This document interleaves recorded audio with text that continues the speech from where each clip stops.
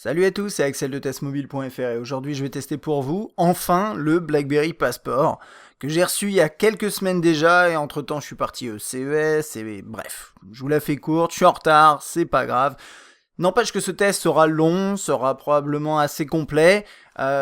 Par avance, pour ceux et celles qui connaissent très bien BlackBerry OS, je m'excuse si je loupe des choses. J'essaye de faire de mon mieux, mais si vous voyez des choses que j'ai oubliées, n'hésitez pas à laisser un petit commentaire sympathique et à dire écoute Axel, t'as oublié ça, c'est intéressant, blablabla. Ok. Donc aujourd'hui le passeport, on va commencer rapidement par un déballage. J'ai une boîte qui a priori est la même que celle que vous aurez dans le commerce, mais j'en ai pas certitude à 100%. Donc notamment parce que moi j'avais ça dans la boîte, une protection en silicone plutôt sympa ma foi. Je pense que vous l'aurez pas. Par exemple, j'ai regardé dans un déballage officiel et ça y était pas, donc à mon avis vous l'aurez pas. Ensuite, on a un petit livret au format passeport, plutôt sympathique dans l'esprit business, voyage, etc. C'est le... Oups, je suis en train de... Non, c'est bon. Je croyais que j'étais en train de tout déchirer. Ça m'arrive parfois. Ensuite, qu'est-ce qu'on a? On a une protection d'écran pour le passeport. C'est plutôt bien. Que j'ai bien sûr pas utilisé. Des écouteurs ici, intra-auriculaires. Si je me trompe pas d'ailleurs, je les ai même pas regardés. Allez, on va regarder ça vite fait. Tout est vachement bien emballé. C'est pas pratique, mais c'est très chouette. Ouais. Si. Et en plus, ils ont un petit câble comme ça, vous voyez, plat, qui permet de... qui permet d'empêcher qu'il s'en mêle, donc ça c'est plutôt cool. Donc voilà pour ça, il y a un micro aussi, enfin bon c'est kit main libre, c'est obligatoire de toute façon. Ensuite là, alors ça pareil, j'espère que vous l'aurez dans le commerce, mais je peux pas vous le garantir. On a en fait un module pour un module mural, une prise murale pour chaque marché plus ou moins. Enfin, ça va dépendre, mais là c'est l'américaine, ça c'est l'anglaise et ça c'est la européenne, française, enfin celle qu'on trouve aussi dans d'autres pays. Avec ces trois-là, normalement vous êtes bon pour une bonne partie du monde. Et un câble USB micro USB juste là, voilà. Donc c'est une grosse boîte et on va mettre tout ça de côté et on va passer au spec de la bête. Alors, le BlackBerry Passport, c'est un appareil qui tourne sous BlackBerry OS 10.3, on avait découvert BlackBerry OS dans sa version 10, BB10, hein, comme on l'appelle, sur le Z10, et là maintenant on est dans la version 0.3, enfin 10.3. C'est un écran, vous voyez, un ratio un peu particulier, hein, c'est un ratio 1:1, c'est un écran carré, complètement carré. C'est juste que là, au format, en fait, c'est exactement la même forme qu'un passeport, la même taille qu'un passeport, j'ai testé d'ailleurs.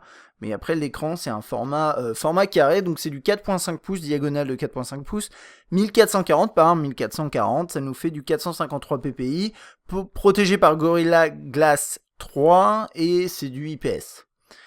Il est compatible 4G, vous mettez une nano SIM dedans, il est propulsé on va dire par un Snapdragon, un chipset de chez Qualcomm Snapdragon 801, ce qui est plutôt sympa. C'est la première fois qu'on a un appareil aussi puissant chez BlackBerry, en tout cas là actuellement c'est le BlackBerry le plus puissant sur le marché. Bon c'est aussi le plus haut de gamme, hein, ce qui est assez logique. C'est du quad-core 2,26 GHz, on a 3 Go de RAM, ce qui est assez intéressant si vous voulez faire du multitâche dans tous les sens, et ce produit est quand même plutôt optimisé pour le multitâche et vous comprendrez pourquoi. On a 32 Go de mémoire interne avec possibilité de rajouter jusqu'à 128 Go via micro SD, 13 mégapixels à l'arrière, 2 mégapixels à l'avant et une grosse batterie plutôt de 3450 mAh. C'est un terminal qui coûte assez cher, mais c'est du haut de gamme, donc c'est assez cohérent. Là, moi, je l'ai trouvé entre 550 et 600 euros.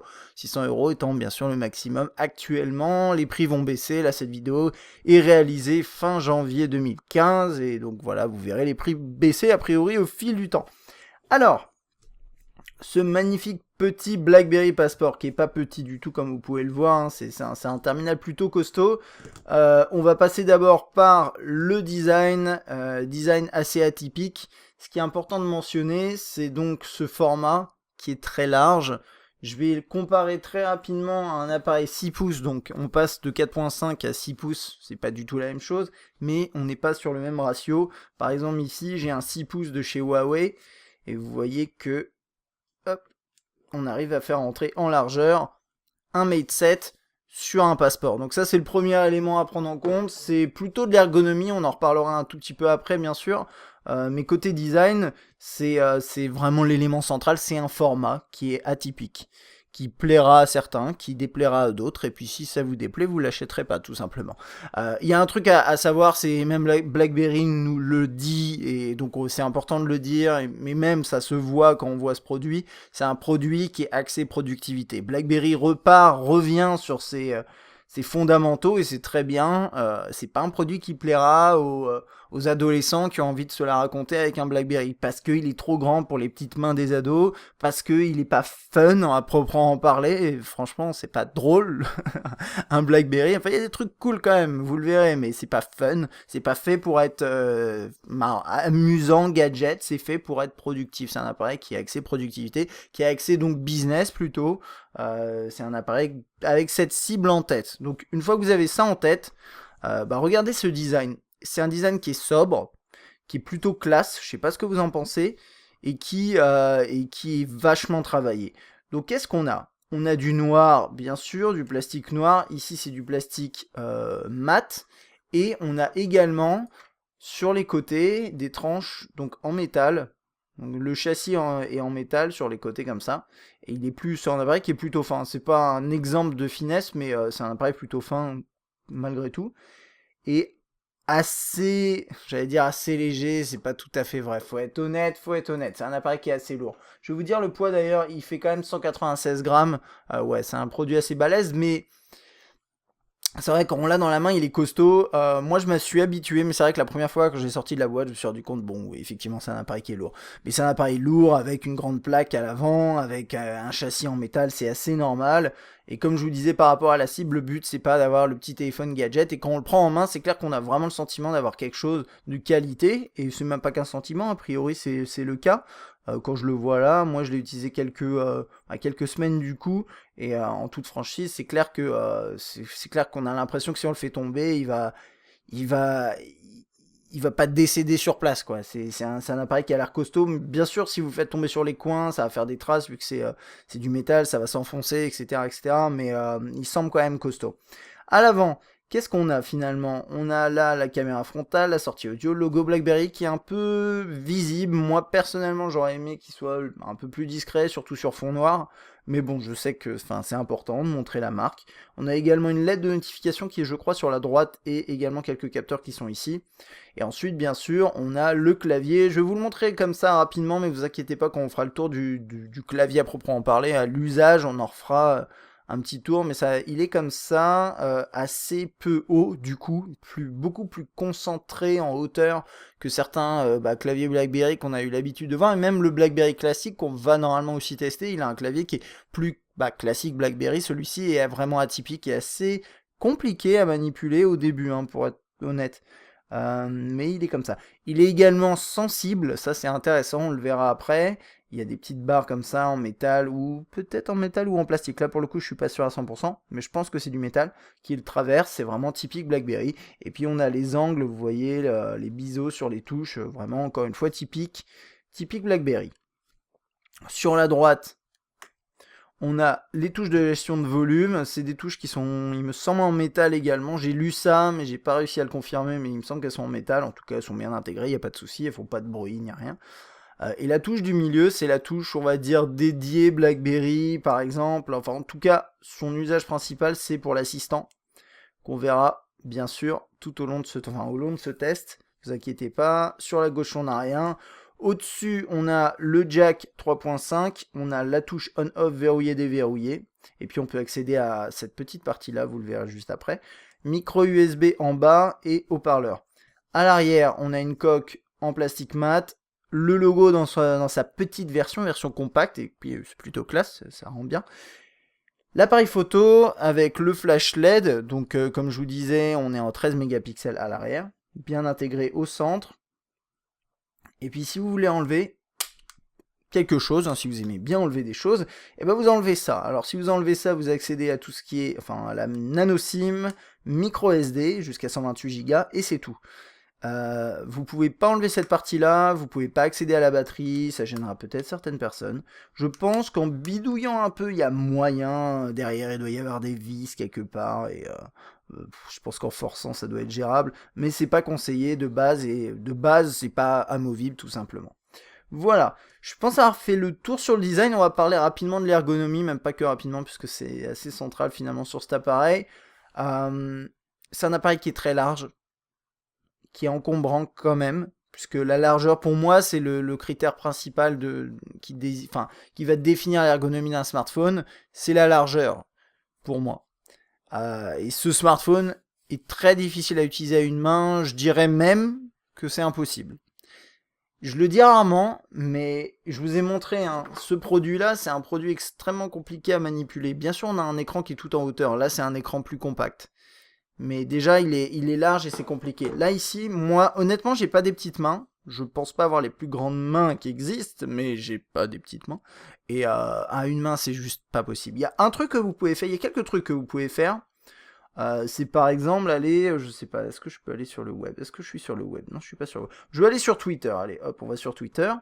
Donc je peux naviguer comme ça sur Twitter en utilisant, ça c'est une fonctionnalité qui est géniale, c'est la possibilité de scroller, il y a deux choses qu'on peut faire aussi, mais de scroller directement sur le clavier. C'est l'équivalent du trackpad qu'on avait avant, il y avait une petite boule, avant c'était une petite boule, après ils ont remplacé ça par un truc sensible, enfin bref. Et là maintenant c'est dans le clavier. C'est génial ce truc, c'est trop bien, ok. Ça permet de faire ça notamment, de surfer sur le web de cette façon-là. Maintenant à une main, si vous voulez le tenir correctement, alors déjà comme ça c'est mort. Comme ça, pourquoi pas, le doigt n'arrive pas en haut. Si vous voulez le tenir du bout des doigts, c'est envisageable, mais c'est inconfortable. Taper à une main, c'est impossible, totalement impossible. Enfin, franchement, hein, c'est très... À la limite, si vous êtes très souple et que vous avez des doigts très très longs, ça paraît envisageable, mais c'est pas le but. L'utilisation typique de ce produit, c'est comme ça. C'est comme ça que BlackBerry l'a pensé. Et c'est clair que quand on le tient à deux mains, bah écoutez, c'est génial, c'est super confortable, il n'y a pas de souci. Maintenant, moi je pars du principe qu'un smartphone, il doit être un minimum polyvalent et que vous ne serez pas dans 100% des cas comme ça à deux mains avec votre smartphone dans les mains. C'est possible, ça dépend si c'est votre second smartphone et que vous l'utilisez que en business et que vous l'utilisez que en réunion, dans des conditions, des bonnes conditions on va dire d'utilisation d'un smartphone où vous avez vos deux mains, vos doigts, etc. pas libre, pourquoi pas. Mais si vous avez besoin, je sais pas, c'est le même exemple à chaque fois, mais vous êtes dans le métro, il y a du monde autour de vous, vous avez du mal peut-être à tenir bien votre produit, à une main, franchement c'est une très mauvaise idée, hein. Il va glisser, il va tomber, et puis quelqu'un va marcher dessus, et bref. Mais il est solide, donc ça devrait aller. Mais voilà, c'est ça l'idée. Après, vous avez l'assistant vocal éventuellement, qui peut faire l'intermédiaire si vous êtes en voiture, ce genre de choses. Mais au-delà de ça, sincèrement, utilisation une main, quasiment impossible, voire pour moi c'est impossible. Je dis quasiment parce que je sais qu'il y en a qui vont dire non, c'est possible, on peut, je vais mettre des extensions d'ongles et ce sera possible. Mais en toute franchise, voilà. Pour moi, premier point négatif de ce produit, c'est l'ergonomie. Bien sûr, il a été pensé comme ça de base, donc on peut dire mais non, mais c'est normal, BlackBerry veut qu'on l'utilise comme ça. Bah oui, mais moi j'aime pas quand une marque me dit Axel, il faut que tu utilises mon smartphone comme ça. Quand ça arrive, on n'aime pas, et moi j'apprécie pas forcément sur ce produit de me sentir un peu obligé de l'utiliser de cette façon-là. Voilà. Maintenant, comme je disais, à une main, vous pouvez scroller sur du web, ce genre de choses. Vous pouvez utiliser certaines parties de l'interface. Mais même parfois, il y a des gestes qui permettent d'aller chercher des éléments sur la gauche, par exemple. Bah, à une main, regardez mon pouce là, enfin, c'est bon, quoi, c'est pas possible. Donc voilà, ça c'était pour l'introduction l'introduction, on va dire, sur toute la partie ergonomie. C'est compliqué, c'est très difficile, et pour moi, c'est pas idéal. Bien sûr, à deux mains, bah, c'est un plaisir incroyable, et on verra ça quand on parlera du clavier. Alors maintenant, l'écran. Pour cette vidéo, il n'est pas mis à 100% de sa luminosité, je vais juste vous montrer ce que ça peut donner si je le mets à fond. Alors attention, la caméra, j'ai un peu ajusté pour que ce soit bien blanc autour, bien sympa, mais vous voyez, la luminosité est ici. Si je la mets à fond, vous voyez absolument plus rien, donc ça sert à rien. En tout cas, la luminosité max est assez élevée, elle est à peu près à 195-200 lux sur du blanc au maximum, c'est bien. En extérieur, moi, j'ai pas eu de problème pour lire l'écran. Alors, je lisais dans des tests des avis mitigés là-dessus, mais personnellement, moi, je trouve qu'il est plutôt bon. Il a une bonne luminosité et ça, c'est plutôt chouette. Ensuite, c'est un format carré. Qu'est-ce que ça induit? On s'en rend pas forcément compte, mais oui, sur certains usages, c'est plutôt sympa et on regardera ça tout au long de ce test, parce qu'il y a des interfaces qui sont adaptées au format carré, mais il y en a pas tant que ça finalement. Mais il y a un élément qui d'après moi est problématique sur un format carré, c'est si vous voulez sortir un tout petit peu du côté que productivité et que vous voulez éventuellement regarder des vidéos, ça doit arriver quand même à quelques personnes qui regardent leur mail, ils regardent parfois des vidéos. Bon, le format vidéo par défaut c'est 16:9 et 16:9 bah forcément ça laisse des barres noires que ce soit bah c'est en haut en bas et puis si de toute façon vous faites tourner votre écran ça sert à rien puisque vous êtes c'est la ratio 1:1 donc voilà en gros en vidéo je vous montrerai ça peut-être un peu après vous avez des barres noires dans tous les cas après vous pouvez faire un zoom dans la vidéo mais ça va vous bouffer la moitié du contenu donc c'est vraiment pas terrible. Donc ça c'est une chose à prendre en compte concernant l'écran. Regarder des vidéos sur un format 1:1 c'est vraiment pas terrible, c'est pas confortable du tout parce qu'au final ça fait une toute petite vidéo 16:9 au milieu de l'écran et donc ça c'est pas terrible. Sinon je trouve que le blanc tire un peu vers le jaune, vous allez pas le voir là mais croyez-moi c'est léger mais je l'ai remarqué. Donc je mentionne les angles de vue, on va regarder ça, sont tout à fait bons. J'ai eu aucun souci, peut-être cet angle-là en particulier où j'ai trouvé que la luminosité était légèrement plus altérée que dans les autres, mais c'est vraiment pour chipoter. J'ai pas décelé de fuite de lumière, j'ai vu dans le coin en haut un tout petit point de lumière qui me semblait pas normal et ça se trouve vous l'aurez pas. Mais là encore c'est pour chipoter et moi j'aime bien faire ça, c'est drôle. Multitouch marche très bien, j'ai testé ça, il n'y a aucun souci tactile, quel qu'il soit.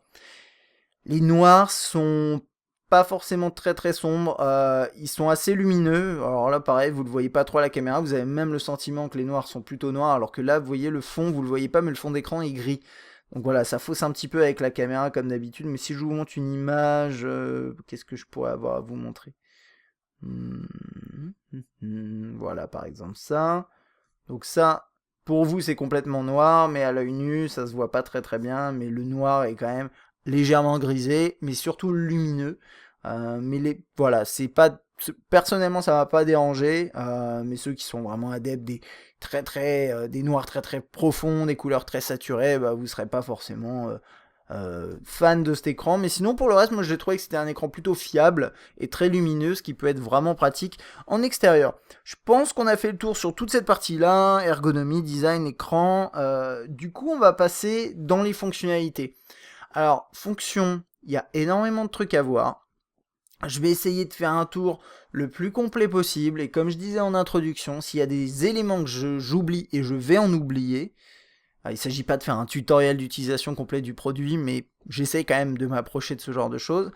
N'hésitez vraiment pas à laisser un commentaire et à dire Axel, si tu vas dans tel menu, il y a ça et ça c'est trop bien, ça a changé ma vie, blablabla. Voilà. Donc on est parti. BB 10.3. On retrouve vraiment quelque chose qu'on avait déjà vu sur le Z10, à savoir le bouton qui est on-off qui est en haut, c'est pas terrible, en toute franchise, c'est assez difficile d'aller le chercher, moyennant quoi, vous pouvez déverrouiller l'écran en faisant comme ça. Donc un geste de cette façon-là. Donc ça c'est la première chose. Si vous faites la moitié du geste, vous pouvez activer cet écran-là, qui est une sorte d'écran de pseudo-veille, on va dire, et qui permet également d'accéder à vos notifications de cette façon-là. Donc c'est catégorisé, donc là vous voyez, il y a mes tweets. Après j'ai quoi d'autre, j'ai l'heure, ce genre de choses, donc ça c'est plutôt cool, plutôt bien fait. Et hop, si je me trompe pas, on a également le mode nuit qu'on peut lancer de cette façon là, qui affiche de manière tamisée l'horloge avec éventuellement le réveil et qui désactive les notifications le temps du mode nuit, et puis quand vous levez vous faites désactiver ça, voilà, quitter, et puis vous êtes bon. Alors il y a un truc que ça, j'ai eu du mal à comprendre qu'il fallait rester appuyé, je sais pas pourquoi, mais voilà, faut rester appuyé. Moi j'avais l'habitude avec Android de slider sur le côté, et ça lance l'appareil photo. Autre chose à savoir, quand l'écran est éteint, si vous activez cette fonction, vous pouvez utiliser les touches de volume en haut et bas pour changer de morceau. Je vous le dis comme ça, il y aura beaucoup de trucs comme ça auxquels je penserai, j'essaierai de vous les caser dans le test parce que j'aurais peur de oublier. Mais voilà, et puis ensuite vous arrivez là-dessus. Alors qu'est-ce que c'est que tout ça? Ça peut paraître un peu intriguant pour certaines personnes qui sont pas habituées à à BlackBerry OS. Qu'est-ce que vous avez? Vous avez toutes vos applications qui sont indiquées, qui sont affichées comme ça. Ensuite, au milieu, vous avez le multitâche /. Ça fait un peu widget aussi. Voilà. Par exemple là, j'ai un dernier message Twitter qui s'affiche. Mais c'est pas une vignette de Twitter. C'est une vignette de Twitter, mais ça fait légèrement widget sur les bords. Il y en a d'autres où c'est comme ça, notamment la musique. Et il me semble que le fait d'en avoir, par exemple, 4 ici en plus petit, c'est nouveau. Alors je veux pas dire de bêtises, mais je crois que c'est suite à une mise à jour. Voilà, je me rappelais pas de ça sur le Z10. Dites-moi si je me trompe, voilà. On a la possibilité de lancer l'appareil photo, la possibilité de lancer rapidement la fonctionnalité de téléphonie, et puis ensuite on a ce qu'on appelle le BlackBerry Hub, qui regroupe toutes vos communications. Donc ça c'est vraiment le successeur, on l'avait sur le Z10 aussi, ça c'est une des nouveautés, mais avant ça s'appelait pas comme ça, c'était juste sur BlackBerry, vous aviez vos messages, vous pouviez accéder à chaque compte individuel, les messages textes, les mails, les messages sur LinkedIn, les messages sur Twitter, etc. Je sais même pas si avant, il y a quelques années, l'intégration Twitter était là, mais bref, peu importe. Et puis vous aviez aussi la possibilité d'avoir un écran avec tout qui est mélangé. C'est un peu le bordel, mais c'est quand même vachement pratique. Et donc là, ça s'appelle le BlackBerry Hub. Vous avez donc le hub ici. Donc là, j'ai mes messages. Alors, ce qui est pas mal, c'est que si vous slidez un coup vers le bas, vous avez la possibilité d'afficher vos prochains événements. Puis ensuite, après, moi, ça, c'est des messages sur Twitter. Ça, c'est quoi? Je crois que c'est un DM sur Twitter. Facebook. J'ai des mails. Je peux éventuellement recevoir des textos. Ça, c'est un texto que j'ai envoyé. Je crois qu'on a aussi les textos qui partent. On a l'échange dans les deux sens. Hop, je vais lancer ça lance mon mail. Et puis vous avez pas mal d'interactions comme ça, d'éléments tactiles de cette façon-là. Donc ça c'est un truc, je vais essayer de vous le montrer aussi tout au long du test, mais ça dépend des applications, on a différents éléments qui peuvent s'afficher en fonction des gestes.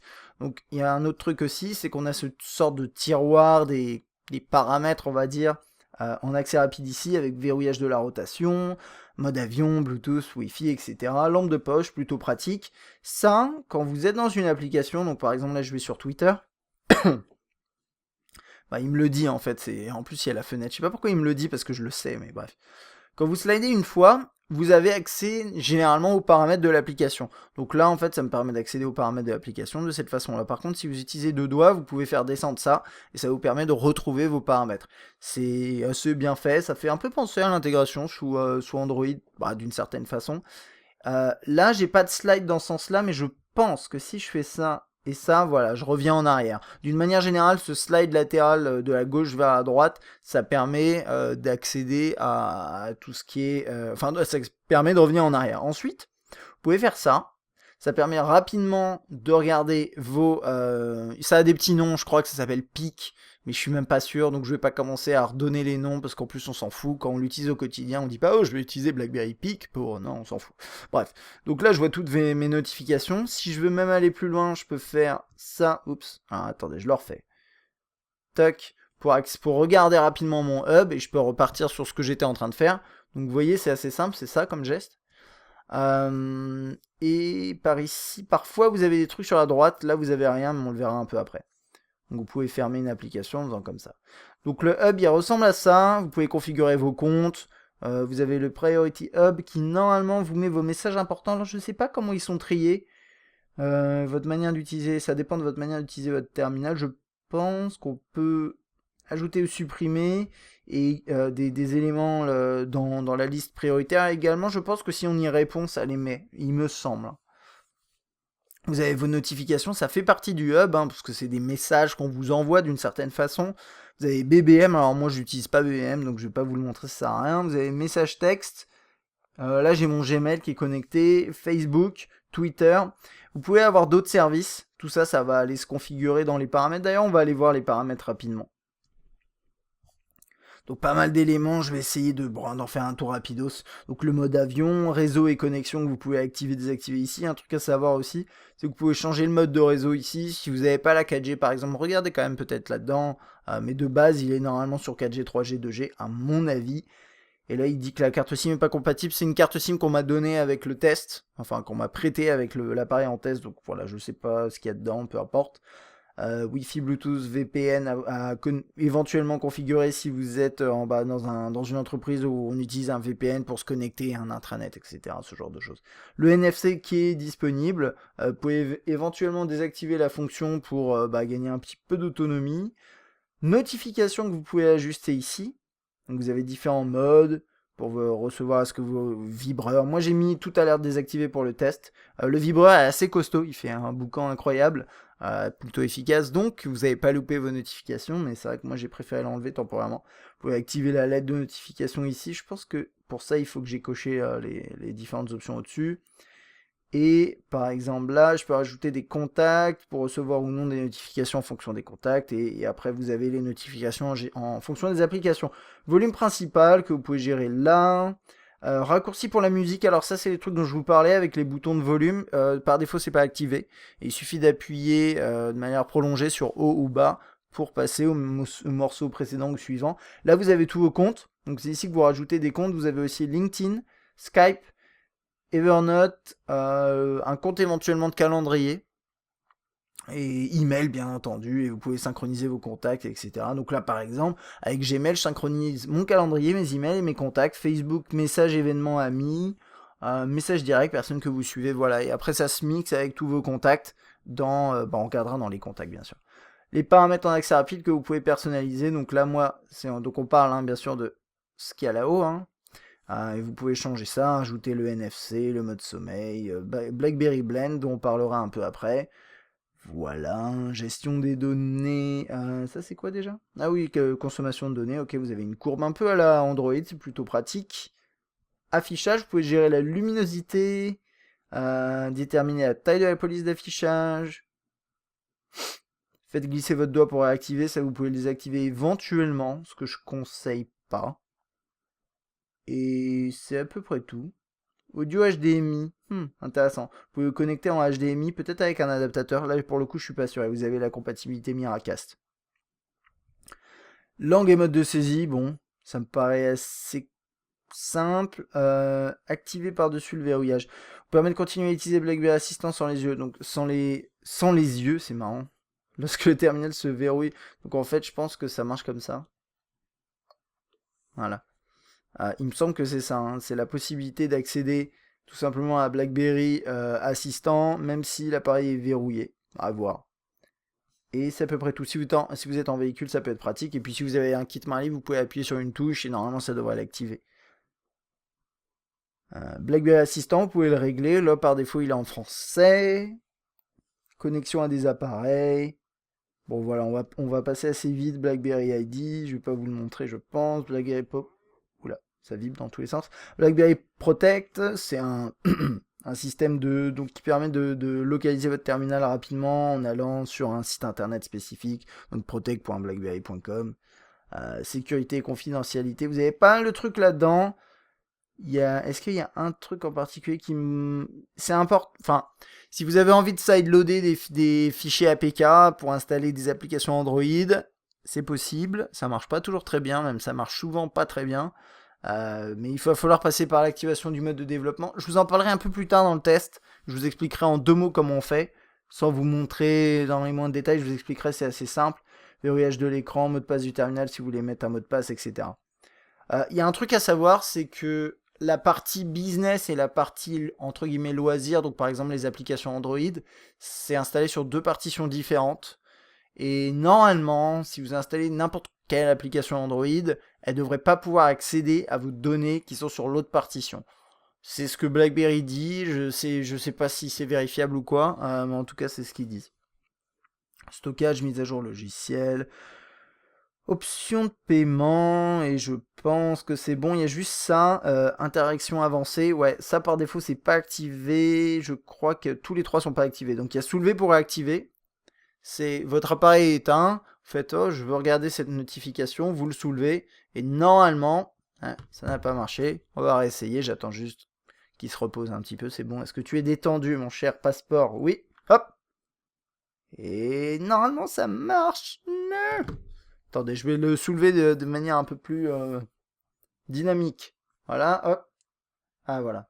Donc, il fallait le lever un peu plus haut, en fait. C'est juste ça. Je sais pas, il détecte ce genre de choses. Voilà, donc ça marche pas mal. Donc, vous l'avez sur une table, vous le levez vers vous, et hop, ça va s'allumer, et puis voilà.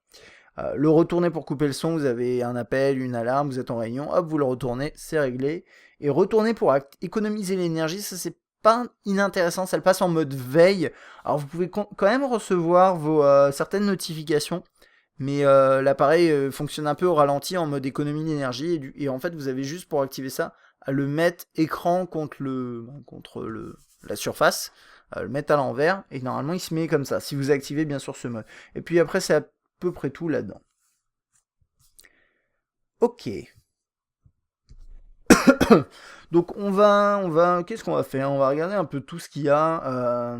On va passer par là. J'ai une liste à côté aussi pour essayer de ne pas oublier des fonctions, parce qu'il y a tellement de trucs à mentionner. Donc là on a les appels, le journal des appels, les appels manqués, tous les appels, des numéros en accès rapide que vous pouvez contacter ici. Puis ensuite après moi ici j'ai quelques contacts. Alors j'en ai pas beaucoup parce que j'ai choisi de pas intégrer mes contacts Twitter, mes contacts Facebook, tout ça.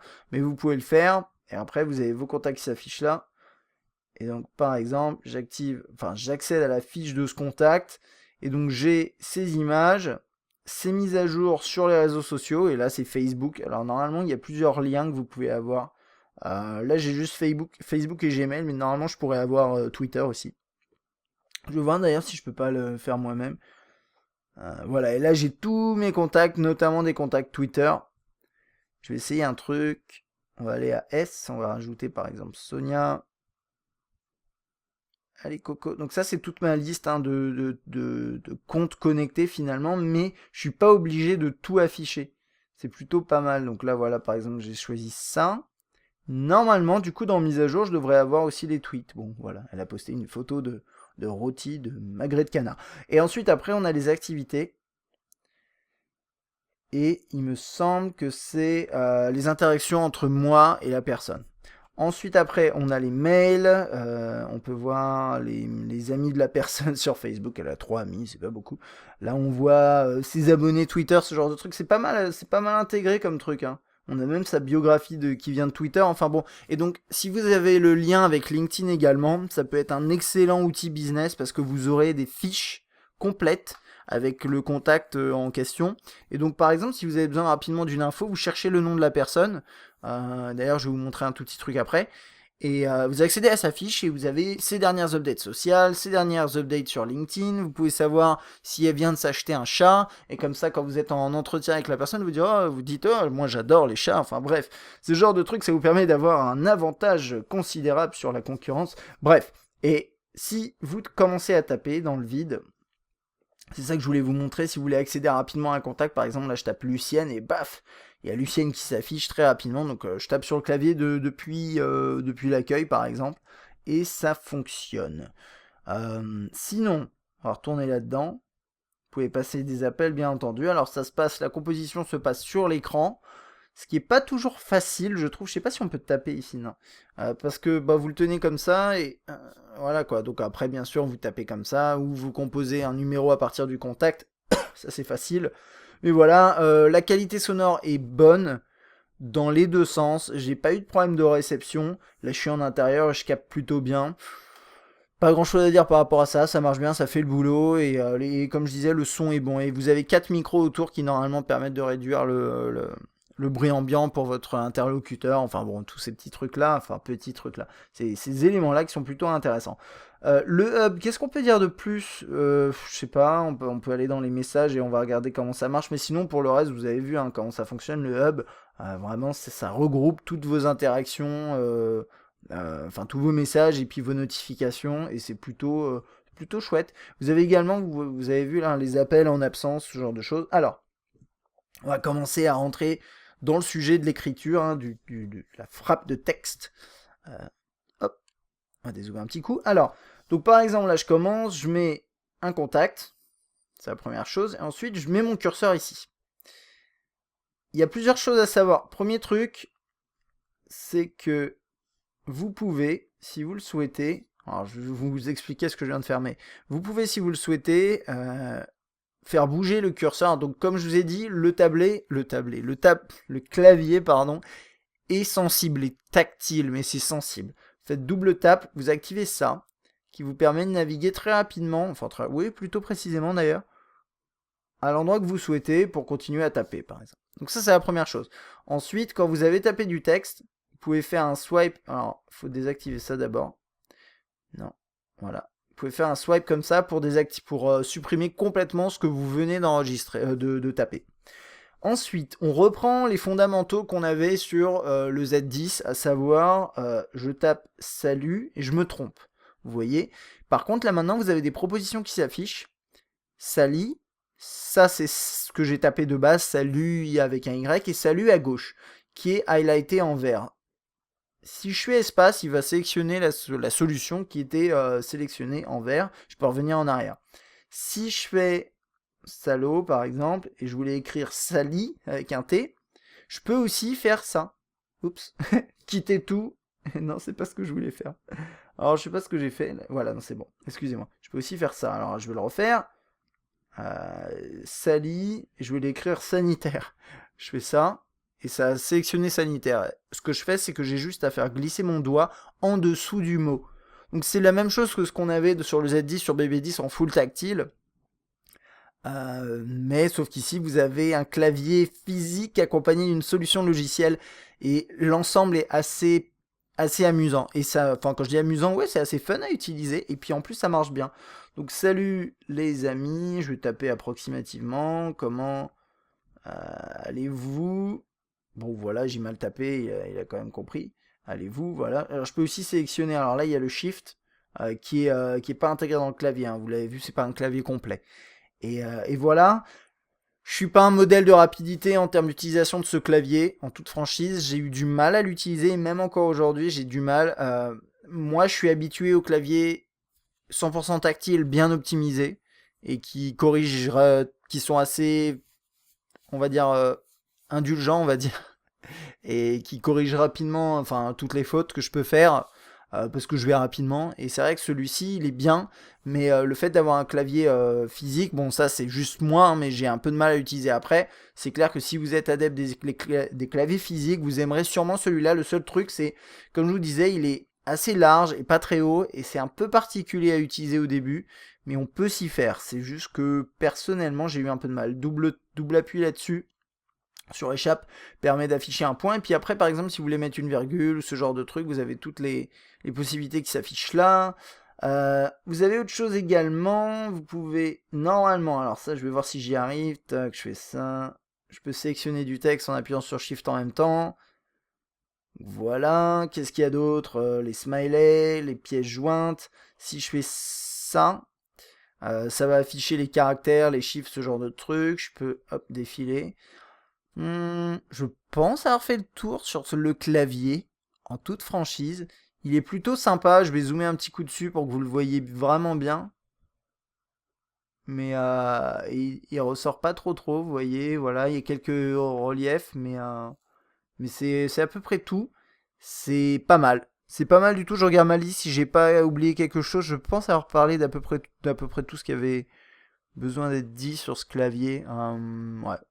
Donc c'est bon, c'est un bon clavier, faut aimer les claviers physiques. Après, il a un ratio un peu, enfin ouais, une forme un peu particulière, donc c'est pas forcément facile au début, mais une fois que vous êtes habitué, vous pouvez taper vite. Et moi, ce que j'aime bien, c'est l'association entre le clavier physique, la solution mécanique et la solution logicielle qui prend pas beaucoup de place. Vous voyez, ça prend juste une barre. Éventuellement, ça peut prendre cette.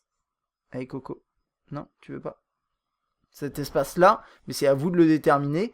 Et en toute franchise, c'est plutôt bien fait, c'est bien pensé. Donc voilà, la saisie texte sur ce terminal, c'est intéressant. C'est clair.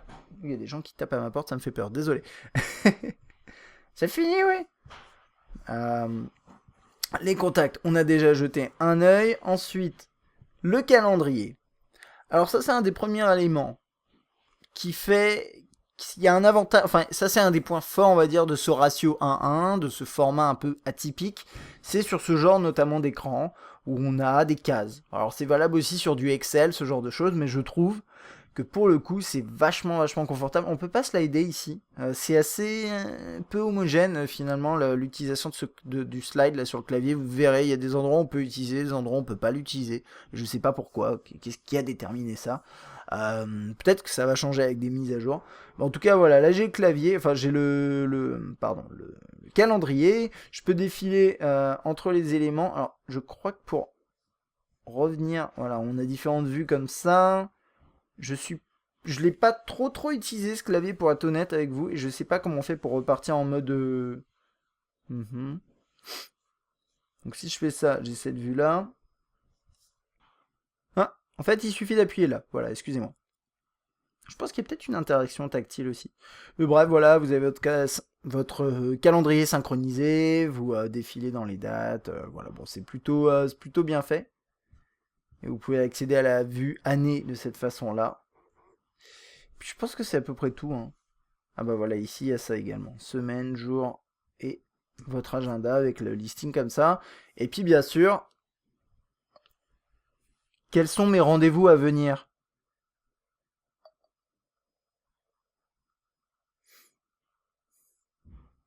Les événements sont prévus entre jeudi 29 janvier 2015 et mercredi 29 avril 2015.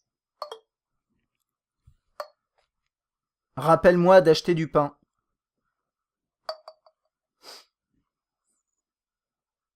Quand voulez-vous recevoir le rappel? Demain matin. On verra bien. Hein? Bon, il veut que j'achète. Voulez-vous enregistrer ce rappel maintenant? Non. Annulé. Donc là, il veut que j'achète quelqu'un qui s'appelle Monsieur Dupin. Bon, voilà, c'était pas exactement ça, mais c'est pas grave. Donc ça, c'était juste pour vous montrer, on repassera là-dedans. Mais les interactions possibles avec le calendrier, vous pouvez demander quels sont mes prochains rendez-vous, vous pouvez rajouter des rendez-vous, vous pouvez dire, rappelle-moi de faire ci. Donc là, c'était un rappel, hein, c'était pas le calendrier, vous l'avez vu, l'icône qui se charge. Mais bref, voilà. Ensuite BBM, je ne vais pas passer dedans parce que je ne l'ai pas utilisé tout simplement. Moi, je connais pas assez de gens qui utilisent BBM autour de moi, donc voilà. Message texte, ça vous lance en fait la partie du hub liée au message texte. Ça c'est valable pour tout, pour les mails, etc. On passera dans tout ce qui est application un peu après parce que c'est un sujet assez vaste à aborder pour BlackBerry OS. On va passer sur le web du coup. Moi je vais aller hop sur... On va aller sur Test Mobile, on ira sur deux, trois autres sites internet. Donc bien sûr, vous pouvez naviguer de cette façon-là sur l'écran tactile. Vous pouvez également défiler comme ça. Oups, je sais pas ce que j'ai fait, mais je l'ai fait. Non? Voilà. J'ai dû appuyer là, dans la barre. C'est vrai que vu qu'il est pas très haut, alors il y a une solution à ça. Le clavier est pas très haut, pour défiler c'est pas pratique. Bah, écoutez, comme c'est un clavier 1-1, enfin c'est un écran 1-1, vous pouvez faire ça. Tout simplement. Et donc là, c'est assez amusant parce qu'après, vous pouvez défiler comme ça. Et je sais pas, je trouve ça intéressant. Je sais pas si j'aime bien, mais c'est vrai que pour lire un article, écoutez par exemple, je vais ouvrir un article là. Bon là, c'est pas très très long, mais c'est quand même bien foutu, non? Et puis le texte, enfin, est bien défini, etc. Il n'y a pas de souci. Donc je peux défiler, c'est super actif hein, le clavier, hein, vous avez vu. Et puis bien sûr, je peux défiler sur l'écran, voilà. Mais sauf que là, au moins, bah, il n'y a pas mes doigts en plein milieu de l'écran pour gêner. Et ça, c'est plutôt chouette. Alors là, du coup, quand je tape, ça c'est un bon test. Comment il fait là? Ouais, il va vouloir que je tape sur le côté. Bon, allez, on va aller sur le monde vite fait. Non, j'arrive pas à taper. Excusez-moi. Le monde. N'est-ce pas? On va regarder, je sais pas, un autre article plus long pour voir ce que ça donne. L'expérience sur le web est plutôt bonne. Et quand je dis plutôt bonne, elle est, enfin, tout à fait bonne même. Elle est excellente. L'écran au format 1.1, c'est à la fois bien parce que c'est large, c'est confortable, mais il faut pas oublier que ce format-là, ce ratio 1.1, c'est pas le ratio standard des ordinateurs. La plupart, c'est du 16:9, tout est optimisé pour la vidéo d'une manière générale. Et donc quand vous allez sur le web, généralement c'est optimisé pour ça. Alors bien sûr, c'est pas désagréable, et puis parce que le contenu de toute façon s'adapte, et là par exemple pour lire un article, c'est plutôt chouette. Mais bon, il y a parfois, vous allez tomber sur des sites où c'est clairement pas pensé pour ce genre de format, mais bon, parce qu'il y en a très peu. Donc voilà. Et vous pouvez zoomer. Alors là, il y a eu une petite saccade. Normalement, ça marche bien, voilà. J'ai fait double tap dans le vide, je sais pas pourquoi. Normalement, on peut sélectionner du texte également de cette façon-là. Faire une recherche sur Bing, qui est partenaire visiblement de BlackBerry. Et puis, bien sûr, là, sur un article comme celui-ci, bah là, la lecture, c'est vraiment très chouette, quoi. Donc voilà, et là, vous pouvez l'utiliser à une main, bon, c'est possible, c'est... Encore une fois, c'est pas pensé pour, mais c'est possible. Donc voilà, l'expérience web est bonne, en tout cas pour la cible business, ça marche très très bien, et puis même pour le reste, hein, c'est un ratio un peu particulier, mais ça marche bien, ça fonctionne bien. Docs to go, la possibilité de créer et de lire des fichiers doc, Excel, PPT, PowerPoint, donc par exemple, je vais faire ça. Non, merci. Et je commence un fichier doc. Donc là, je vais écrire du texte. Imaginons, ça c'est une information très importante que j'avais à dire. Et ensuite, normalement, alors, là moi j'ai du mal parfois, parce qu'en fait, ce menu, de temps en temps, on peut l'activer en faisant un swipe latéral, il me semble. Mais dans tous les cas, si vous voyez les petits points là, ça veut dire menu. Hein. Donc voilà, vous activez ça, et vous pouvez faire quelques éléments. Vous n'avez pas des options de fou, vous pouvez pas mettre de pièces jointes, j'ai l'impression, dans doc, sur le doc là. Mais en tout cas, voilà, vous avez quelques options comme ça, et c'est assez bien foutu. On va l'enregistrer, voilà, dans mes documents, si j'ai envie. Et puis ensuite, vous avez vu là, par exemple, ça c'est l'application Docs2Go, mais quand je la minimise, il m'affiche ça. Il m'affiche des icônes comme ça, donc voilà. Et ensuite, là, je peux créer un autre doc. Alors attendez, c'est pas du tout ce que je voulais faire. Voilà, on va retourner là-dedans. Pour créer un fichier Excel, il faut appuyer à gauche. Par défaut, c'est créer un doc qui est sélectionné. Et c'est là aussi où un ratio de ce type-là, c'est vachement confortable. On peut pas défiler dans les touches, je trouve ça un peu dommage. J'aurais bien aimé. Mais par exemple, vous sélectionnez voilà, une case, toc. Vous écrivez vos informations. Et sur un ratio comme ça, un format carré, les cases s'affichent bien, on a un bel espace. Alors que c'est vrai, et en plus vous n'avez pas votre clavier qui encombre l'écran. Alors que généralement, c'est vrai que fichier Excel sur un smartphone, c'est jamais très très confortable. C'est généralement, on essaye de pas regarder des fichiers Excel sur mobile. Et bien là, écoutez, ça reste petit, il va falloir zoomer, dézoomer, etc. Mais c'est quand même plus confortable que sur la plupart des smartphones, et ça c'est plutôt chouette. Et puis après, la fonction PPT, j'ai pas testé, parce qu'en fait, on peut que en lire, on peut pas en créer. Ça c'est un peu dommage, mais il y a peut-être moyen d'avoir des applications qui permettent de faire ça. En tout cas, voilà. Ça, c'était pour la partie document. La solution carte est plutôt propre. Je ne l'ai pas essayé en mouvement, je le reconnais. Le GPS normalement chope un fixe assez rapidement. Vous avez la possibilité de zoomer, dézoomer de manière très rapide. Je ne sais plus quel service ils utilisent pour leur carte. Attendez, je vais regarder rapidos. On dirait ça ressemble à Google Maps, mais je pense que c'est autre chose. Mais c'est pas grave, on s'en fiche un peu. Mais ce sera peut-être indiqué dans Aide. Ou pas. Bon voilà, si vous avez besoin, vous avez l'aide ici. Et ensuite, après, alors moi je trouve que honnêtement le système est bien fait. Donc là, je vais faire par exemple, je vais chercher ça. Chercher une adresse. J'appuie dessus. J'ai le plan qui s'affiche. J'ai les reviews, les avis sur Yelp qui s'affichent. Plutôt bien. Numéro de téléphone, je peux l'appeler. Je peux aller sur le web. Je peux aller vers l'endroit. Je peux afficher une carte. Donc si je vais... Voilà, là je calcule l'itinéraire. Il me fait mon itinéraire pour aller vers ce lieu-là. Je peux faire début ou faire une liste. Il me dit 18 minutes, 13 km. Enfin bon. Et après, vous avez une vue. Alors attendez, hop, je vais juste regarder comment ça s'affiche. Je me rappelle plus. Prenez à droite sur rue Pradier. Bon. Puis, préparez-vous à prendre à droite sur avenue Rasvernet. Bon, la voix fait un peu peur, mais c'est bien. Et c'est assez propre. Oui, c'est bon, ok, on va... Stop. Puis, préparez-vous à prendre à gauche sur rue Jean-Laurent. Ok, mon ami. Donc voilà, vous avez une belle solution quand même de guidage GPS intégré proposé par BlackBerry, ça c'est cool. On va maintenant passer sur l'application qu'ils ont appelée Remember, qui permet de stocker à la fois des notes. Donc vous pouvez prendre des notes manuscrites, des notes vocales, et des notes à partir d'une photo.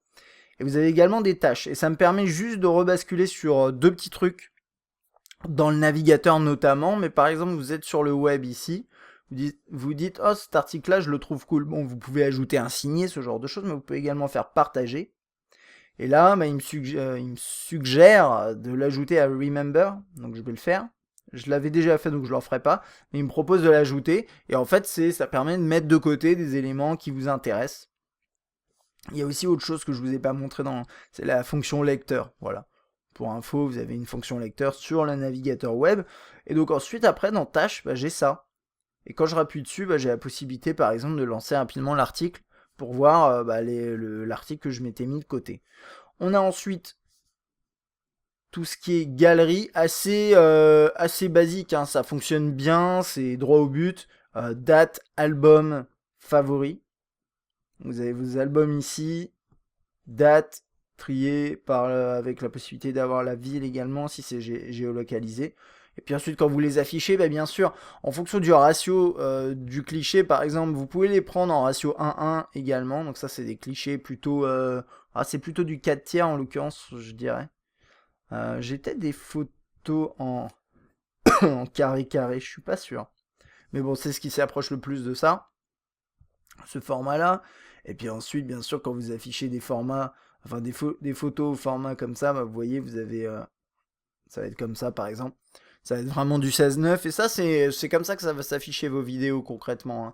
On regardera un tout petit peu après. Et vous pouvez également définir comme fond d'écran, ce genre de choses, la modifier, utiliser dans StoryMaker, on regardera ça un peu après. Normalement, si je fais ça et que je l'ajoute également à Remember, ça va l'ajouter dans Remember en tant que note, par exemple. Je sais pas ce que j'ai fait là, mais c'est pas grave. On va repasser dans les images.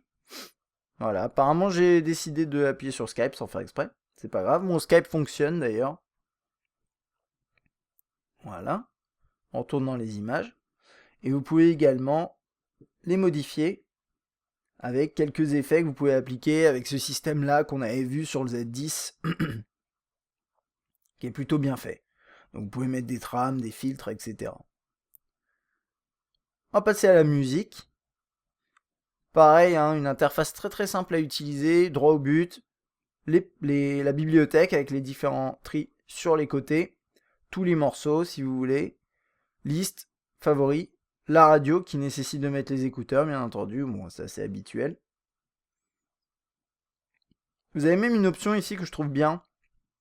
Si vous êtes dans genre, album, artiste ou quoi que ce soit, vous appuyez là-dessus.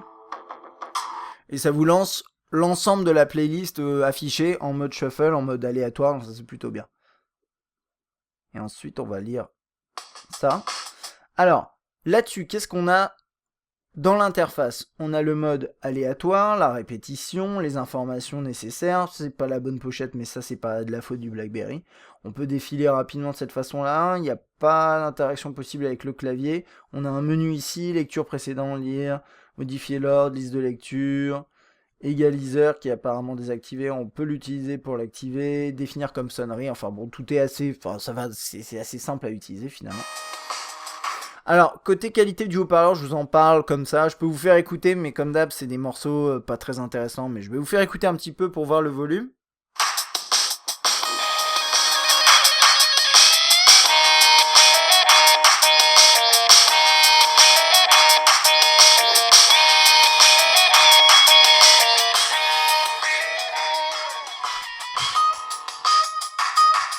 Ok, autre chose. Play pause avec ce bouton là comme je vous disais, et puis ensuite bien sûr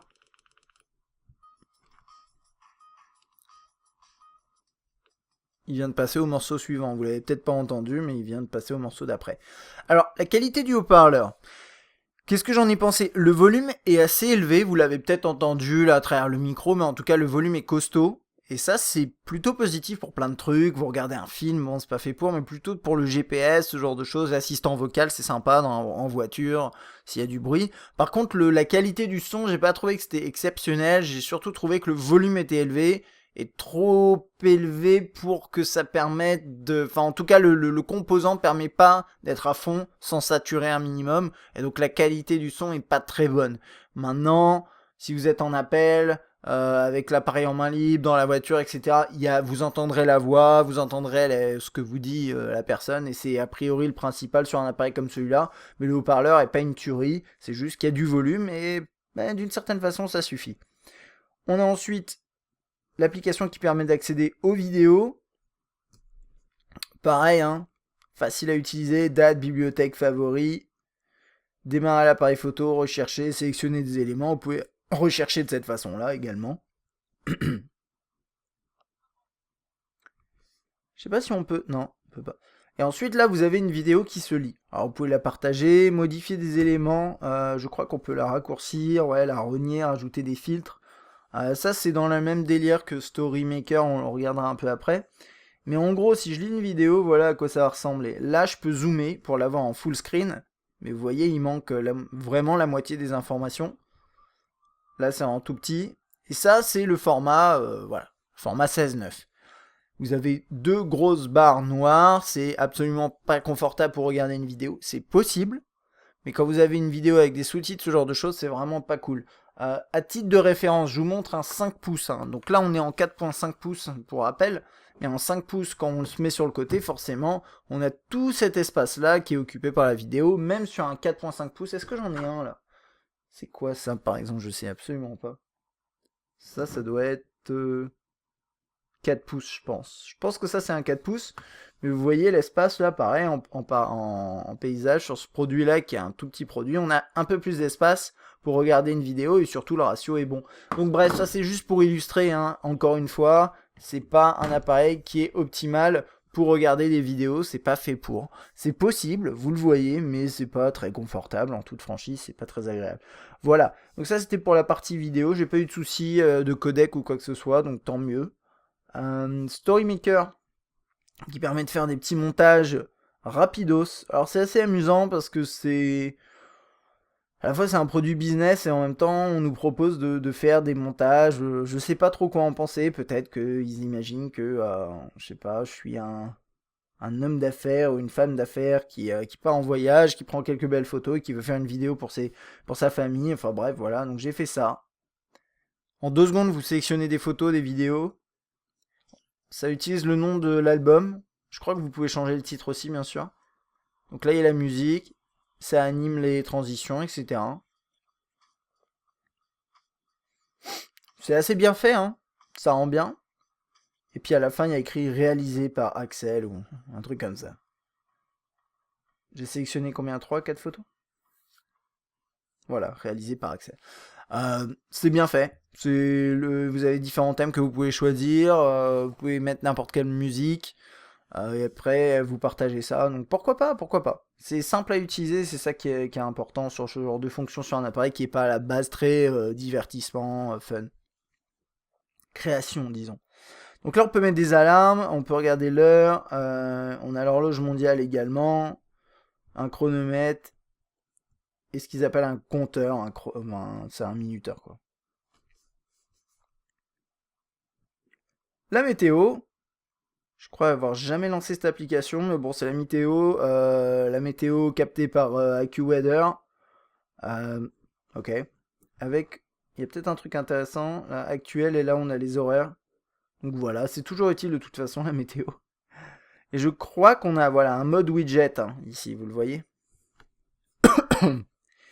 Ensuite, Facebook, Twitter, je ne vais pas vous les montrer, mais c'est les applications natives, c'est pas des applications Android. Et donc là, par exemple, ça c'est l'application proposée donc pour Twitter. On a le défilement qui fonctionne sur le clavier, c'est assez propre. Vous appuyez sur quelqu'un, vous pouvez répondre, ça se succède comme ça avec des effets de transition. Enfin, vous voyez, c'est plutôt bien fait.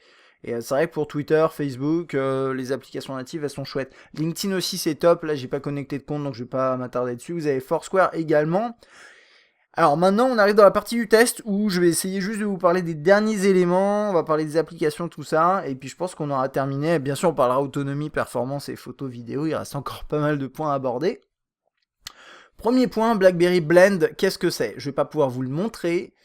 Pour une raison simple, c'est que j'arrive plus à le faire marcher. J'ai réussi, et j'en avais parlé dans un de mes lives d'ailleurs. Blend, qu'est-ce que c'est? C'est une application que vous avez là, vous installez un logiciel sur votre Mac ou votre PC, et vous pouvez contrôler votre smartphone à distance. Mais quand je dis contrôler, c'est plutôt accéder aux informations. Donc en fait, vous avez la possibilité d'accéder rapidement à vos textos, vous pouvez répondre à vos appels je crois aussi, vos mails, vos contacts, vous accédez en fait aux informations qui sont sur votre BlackBerry depuis votre ordinateur et c'est vachement bien. En fait, tout ce qu'il suffit de faire, c'est vous arrivez au boulot par exemple, vous posez votre smartphone sur votre bureau, il se connecte sur le même réseau automatiquement, vous lancez Blend, et puis pendant que vous bossez, vous pouvez contrôler ce qui se passe sur votre BlackBerry en même temps. Donc ça c'est plutôt chouette, c'est bien fait, je l'ai testé, le logiciel marche bien. La seule raison pour laquelle j'arrive pas à le lancer là, c'est que le smartphone me dit que Blend sur mon ordinateur est pas à jour. Et quand je regarde la mise à jour sur Blend, il me dit oui, il y a une mise à jour. Il m'envoie vers le site de BlackBerry, je télécharge le nouveau logiciel, je l'installe, je reboot mon ordi, bref, et il me dit pareil, oh, c'est pas à jour, il faut mettre à jour. En fait, c'est une boucle comme ça, infernale. Donc voilà, il me dit que c'est pas à jour, mais c'est à jour, donc je comprends pas. Peu importe, j'ai essayé de désinstaller, réinstaller. Ça marchera peut-être quand vous essayerez de l'installer, j'espère pour vous. Mais l'application en soi est vraiment sympa. Oui, ça je vous ai pas montré. Vous pouvez, ah oui, vous pouvez modifier le sens, enfin l'endroit où c'est affiché. Il y a autre chose également, c'est vous pouvez le faire ici. Ça c'est nouveau par contre. Vous pouviez pas le faire avant de modifier l'ordre de ces éléments-là. Ok. BlackBerry Virtual Expert, j'ai aucune stricte idée de ce que c'est, donc c'est pas grave, mais ça me permet quoi? Information sur le terminal, ok. Je peux faire des tests. Et ok, d'accord, c'est si vous avez un souci avec votre terminal, ça vous permet de débugger un peu le truc. Je pense que c'est lié aussi où, par exemple, si vous êtes dans une boîte et il y a l'administrateur réseau ou l'administrateur informatique qui a tout un parc de terminaux à gérer, à mon avis, il peut utiliser cette application pour détecter les problèmes. Une intégration avec Box, qui est un service dans le cloud, la calculatrice. Vous pouvez même calculer rapidement les pourboires et convertir des informations. Donc ça, c'est plutôt bien fait. Hop. Evernote qui a intégré également. Gestionnaire de fichiers toujours pratique. Adobe Reader. YouTube, je crois que c'est l'application native. Non, il vous lance ça. Voilà, ça c'est chiant. Mais ça marche, mais c'est chiant quand même. Connect to Dropbox. Smart Tags, c'est l'application qui permet de gérer les tags NFC. Une boussole, les paramètres, la configuration didacticielle. L'assistant, on a un peu vu, on a parlé de l'agenda, après, je sais pas. Dois-je prendre un parapluie demain?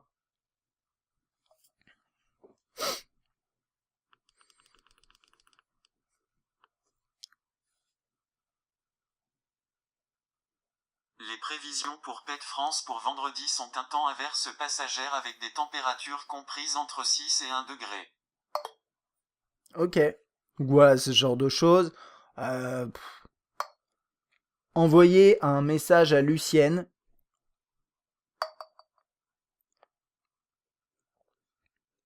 Quel type de message voulez-vous envoyer? Messagerie texte.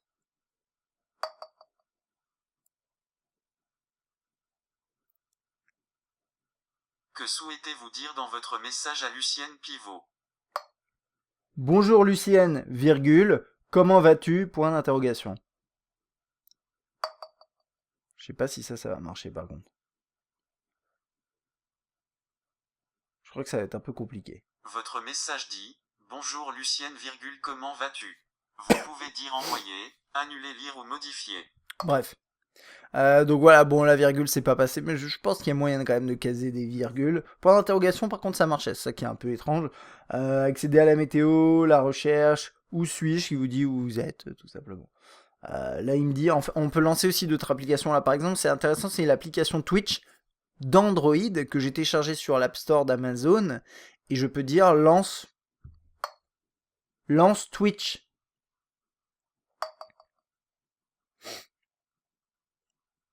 Ouverture de Twitch. Voilà, donc ça il a détecté, c'est plutôt bien. Après, c'est pas dit que toutes les applications seront détectées correctement au niveau du nom, etc. Mais vous avez quand même pas mal de possibilités avec l'assistant et la voix est bien détectée, c'est assez rapide. Enfin, ça marche pas mal du tout. Ça marche pas mal du tout. Regardez l'appareil photo. On a failli l'oublier. Alors, le premier truc avec l'appareil photo, c'est pas l'interface, c'est le form factor du terminal. Et je trouve que c'est extrêmement chiant pour prendre des photos. En fait, soit vous le prenez sur le côté, vous vous mettez par exemple en mode carré, et là c'est assez confortable. Soit vous vous mettez comme ça, ce qui est quand même le mode de base. Et pas nécessaire d'ailleurs, mais bon, bref. Et après, c'est un peu compliqué, je trouve. Parce que vous devez appuyer là, vous le tenez comme ça, mais attention, faut pas mettre les doigts sur le clavier. Mais pour filmer, comment vous le tenez? Est-ce que vous le tenez comme ça, en mettant les doigts sur le clavier? Est-ce que vous le tenez comme ça? Enfin, personnellement, j'ai eu un peu de mal. Et quand j'ai filmé, d'ailleurs, on l'entend, vous le verrez dans l'échantillon, mais je le tiens et je sais pas comment le tenir. Et au final, on entend des frottements sur le terminal, c'est assez pénible. Bon, en tout cas, la capture photo est assez rapide, mais ça dépend. Et là, vous l'avez vu, ça a pris quand même une grosse seconde, voire 2 secondes à prendre le cliché. Par contre, à d'autres moments, ça va être plus rapide, je sais pas, c'est assez bizarre. Vous pouvez forcer le focus au doigt, vous avez la caméra pour faire des autoportraits ici, salut, et vous avez également, voilà, la possibilité de filmer, et ça filme directement, normalement, voilà. Ça se lance directement, ça filme, vous pouvez prendre une photo pendant que vous filmez, vous pouvez activer la lampe, et vous pouvez stopper comme ça. Donc ça c'est à savoir, en gros tout est en accès rapide au niveau des fonctions, c'est assez bien fait. Ça peut être perturbant, mais c'est assez bien fait. Là, vous avez l'aide et quelques paramètres. D'ailleurs, au niveau des paramètres, on va regarder d'abord ça. On peut changer l'appareil photo, mode automatique, activer ou non le flash. Les proportions, c'est important. De base, c'est 1:1, parce que c'est adapté à la taille de l'écran, au ratio de l'écran. Mais moi, je me suis mis en 4/3. Vous pouvez me mettre en 16:9 si vous voulez. C'est pour ça, c'est ce que je me disais. J'avais choisi le ratio 4/3 pour mes échantillons. Je trouvais que c'était mieux. Mais bon, à vous de changer ça si vous avez envie. Le HDR, un compteur, enfin un retardateur. Et ensuite, après, vous pouvez filmer en différentes définitions. Mais il y a un truc que je voulais voir. J'ai pas trouvé la possibilité de changer la définition des photos. Alors peut-être je sais pas. Peut-être je suis juste pas doué du tout. Mais j'ai pas trouvé ça. Par contre, vous pouvez changer la définition de capture vidéo. Seul problème, et c'est un peu perturbant, c'est que par exemple, là il y a une micro SD qui est insérée, mais il me dit que ma carte multimédia ne peut pas enregistrer de vidéo en 1080p, car elle n'est pas de classe, suffisante. Alors c'est pas moi qui ai choisi la carte micro SD qu'il y a dedans, c'est BlackBerry quand ils me l'ont envoyé, donc a priori ils m'ont envoyé un produit avec une micro SD qui est pas assez balèze en termes de classe, mais attention, il faudra au moins classe 4, bon. Sinon vous pouvez enregistrer sans problème en 720p, 1080p, et après c'est le 60 fps, je crois même que le 1080 il passe pas. Donc voilà, ça c'est à noter. L'échantillon qui sera sur test mobile, c'est du 720p, mais vous pouvez aller jusqu'à 1080p, notamment en 60 fps. Il y a autre chose aussi, bien sûr. C'est que vous avez détection de visage, les suggestions automatiques. Ça c'est le mode automatique. Enregistré sur la carte multimédia, ça d'ailleurs, si je l'enlève, il y a peut-être moyen que je me mette en 1080p. Ouais, voilà. Donc voilà, bon, peu importe, de toute façon l'échantillon, ça change pas grand chose, c'est pour voir la qualité de l'image, pas la finesse de l'affichage. Donc je laisserai quand même comme ça, enregistrer l'original, en plus de la version HDR si vous activez le HDR, la stabilisation vidéo, et mise au point continue dans la vidéo, ça c'est si vous souhaitez faire pas avoir à gérer le focus. C'est à peu près tout. Niveau qualité, je vais vous montrer 2-3 clichés. Je suis assez perplexe. Parce que j'ai lu des tests où les testeurs disaient que la qualité sur le BlackBerry, écoutez, c'est pas mal du tout. Alors j'ai vu des clichés de jour où je dirais, ok, pourquoi pas. Effectivement, c'est pas mal, ça va. Les couleurs sont assez bonnes. Mais moi, j'ai pris pas mal de clichés, j'ai regardé sur mon ordinateur, en toute franchise, il y a plusieurs points qui m'ont déplu, qui font qu'au final, je trouve que l'appareil photo sur le passeport, est pas très bon, quoi, tout simplement. Donc première chose, si j'ai noté que c'était saturé, vachement saturé au niveau des couleurs, par exemple ce bleu il est trop saturé, vous le voyez pas bien parce que la luminosité est pas à fond, etc. Mais voilà, regardez les échantillons quand ils seront publiés, mais voilà, moi je trouve que les couleurs sont trop saturées, mais l'image en tant que telle est pâle. Il y a comme un voile blanc sur l'image, mais qui se met par-dessus des couleurs saturées. Je sais pas si ça vous parle. En fait, ce qui manque, c'est des contrastes, tout simplement. Et donc, ça donne moins de détails à l'image, moins de force à l'image, et moi, au final, je trouve que toutes mes photos, elles ont l'air fades, et c'est assez triste. Autre chose, l'autofocus. Enfin, quand je dis auto, je veux dire le focus. Donc ça, c'est le focus au doigt. Ça n'a pas marché 2 jours, une fois, après ça allait.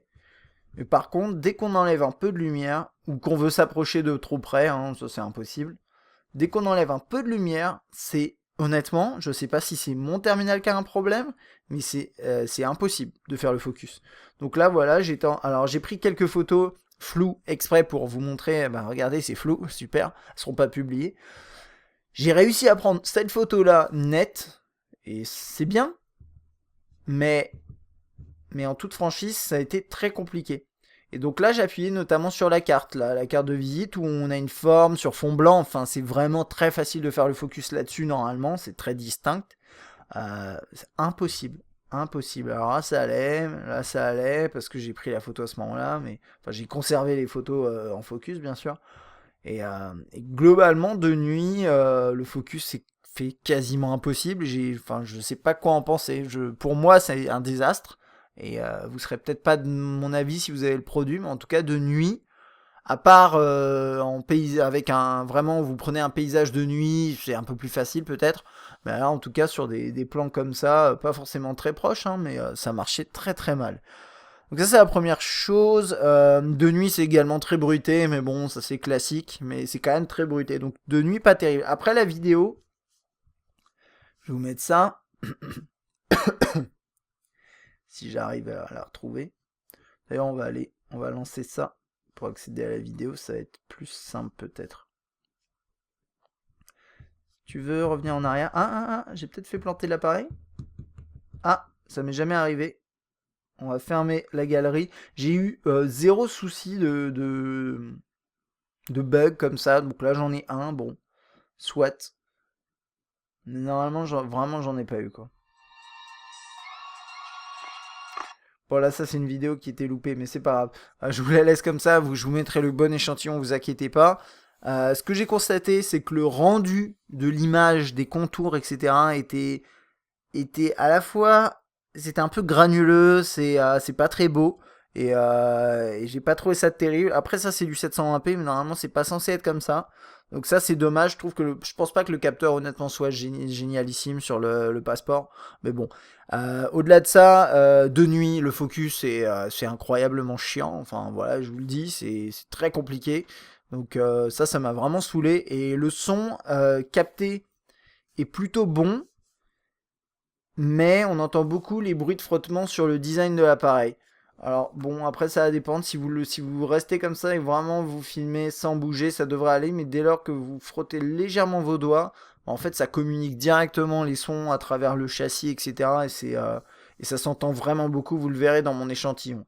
Et pendant mon échantillon, ça donne l'impression qu'en fait je bouge les mains dans tous les sens, mais c'était pas le cas, je bougeais juste légèrement, et en fait c'est très très très sensible. Donc ça c'est un peu dommage, voilà, donc qualité photo vidéo, moi je suis déçu. Mais après, si vous lisez d'autres tests, les gens disent qu'il est pas mauvais. Donc, vous faites de ce que vous voulez de cette information. Moi, en tout cas, voilà. Moi, je le mets dans les points négatifs. Et je pense qu'on a fait le tour là-dessus. On va maintenant parler des applications, parce que c'est toujours le problème. On a plusieurs plateformes. On a les deux plateformes qui sont en tête, iOS, Android. On a Windows Phone derrière. Après, on a BlackBerry OS. Alors, BlackBerry OS... Ils ont fait un truc qui est malin, on l'avait découvert sur le Z10, c'est qu'en fait vous avez des applications natives que vous pouvez télécharger là-dessus, il y en a pas mal, il y a des applications officielles, il y en a pas tant que ça, il y en a même assez peu, faut être honnête.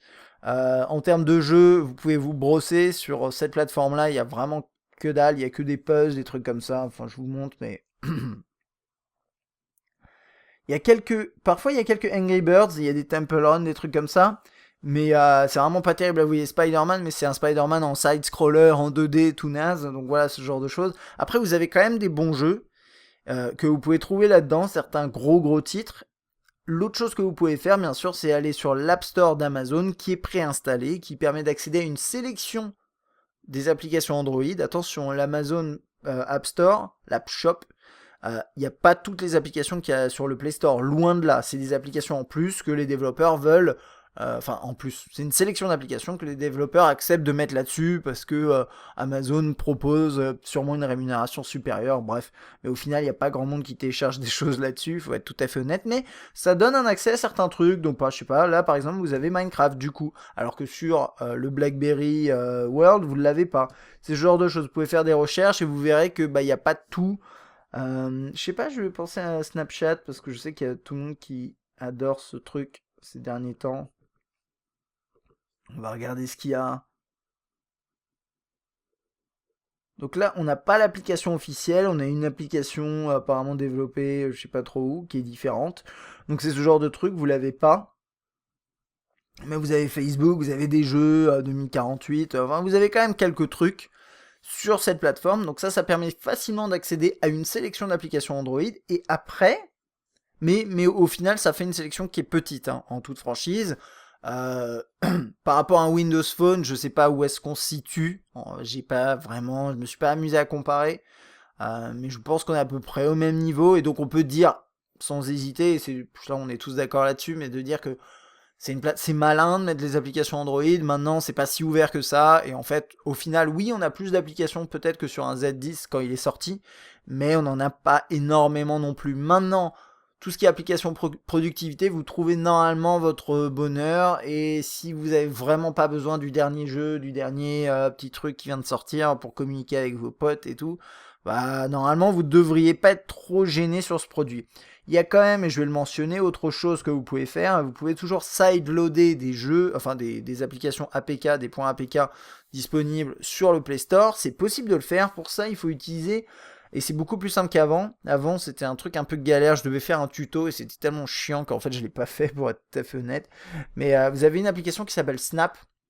Donc le seul truc que vous aurez à faire, c'est installer par exemple une extension Chrome pour sideloader Snap sur votre terminal. C'est très facile à faire. Et ensuite, après, vous avez cette application. Vous vous loguez sur votre compte Google et vous accédez en fait au Play Store. À partir de là, vous êtes un peu en roue libre. C'est-à-dire que vous pouvez faire une recherche pour n'importe quoi sur le Play Store. On va vous le proposer et on va vous proposer de l'installer. Mais vous avez strictement aucune garantie que ça va marcher. Donc après, libre à vous de faire tout et n'importe quoi. Je sais pas à quoi je pense. Par exemple, Angry Birds, il y en a pas mal sur Amazon. Qu'est-ce que je peux sélectionner? Qu'est-ce que je peux chercher? On va regarder Snapchat, du coup, on était en train de regarder ça tout à l'heure. Donc là, bien sûr, il est là, puisque c'est la sélection du Play Store. Je peux faire download, ça télécharge le fichier .apk. Toc, toc.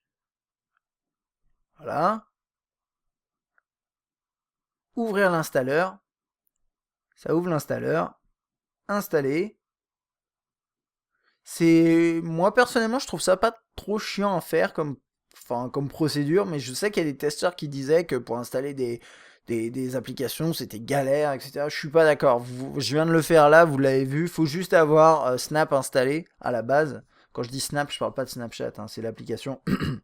Et donc là, je sais pas si ça a marché. Je pense que ça m'a l'air bien. Ouais, ça y est. Non. Ah si. Je pense que c'est bon. Ouais, vous voyez, l'appareil photo est détecté. Donc ça va marcher. Cette application Snapchat va marcher. Donc, il doit y avoir une liste quelque part de toutes les applications APK qui fonctionnent sous bébé, BlackBerry OS. Je vous invite à vous renseigner sur Internet. Voilà. Moi, je peux pas vous fournir de liste actuellement. En tout cas, si vous voulez le faire, faut sideloader le DAB de Snap. Et ensuite, après, vous avez juste à vous connecter sur votre compte Google. Vous accédez à plein d'applications là-dessus. C'est assez bien foutu. Ça fait partie de l'expérience BlackBerry pour moi, si vous voulez beaucoup d'applications. Par contre, si vous en foutez des applications, vous n'avez vraiment pas besoin d'aller traîner sur ces systèmes-là, à vous prendre la tête, etc. Mais sachez que c'est possible. Alors, je vous montre d'autres exemples, par exemple. Enfin, ça fait beaucoup d'exemples en une phrase, mais j'ai installé cette application-là, qui permet de faire des tests d'autonomie. Elle fonctionne très bien sur ce ratio 1.1, il n'y a pas de souci. J'ai installé Antutu, juste pour voir. Et ça marchait sur le Z10, il me semble. Mais en sideloadant comme ça, moi ça marche pas. L'application veut pas se lancer, donc je sais pas pourquoi, c'est pas grave. Mais voilà. Trial Extreme, je me suis dit, ouais, on va tester un jeu en 3D, ça va être cool. Et en plus, ça charge. Mais après, ça s'affiche comme ça. Et plus rien à faire, je sais pas. Donc voilà. Donc c'est un truc à prendre en compte. Vous pouvez vous amuser à expérimenter avec tous ces trucs. Mais il y aura beaucoup de chances que les applications fonctionnent pas. Je crois que Candy Crush que j'ai installé là, c'est la version Android qui charge apparemment en paysage. Peu importe. Et est-ce que ça marche? Je crois qu'elle fonctionne celle-là. Donc faudra, si vous avez envie vraiment de tester des applications comme ça, il va falloir essayer, installer. Ça marche pas, vous l'enlevez, ça marche, vous la gardez, faites une sélection. Ah. Ok, super, donc ça fonctionne. Bref, je vais pas vous faire un listing comme ça, mais j'ai Angry Birds, ça marche. Peu importe.